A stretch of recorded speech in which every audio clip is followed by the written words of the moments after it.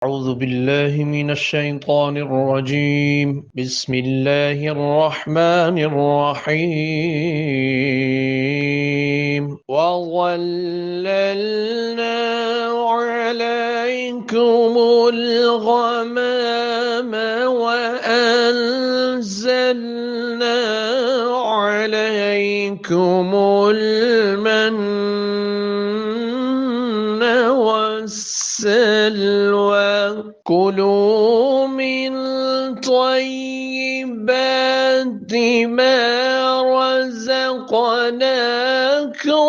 وما ظلمونا ولكن كانوا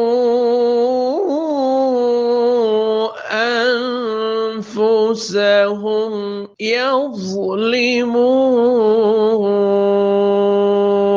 وإذ قلنا ادخلوا هذه القرية فكلوا منها حيث شئتم رغدا وادخلوا الباب سجدا وقولوا حطة نغفر لكم خطاياكم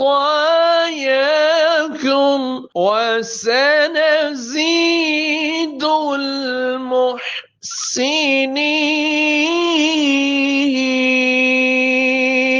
فبدل الذين ظلموا قولا غير الذي قيل لهم فأنزلنا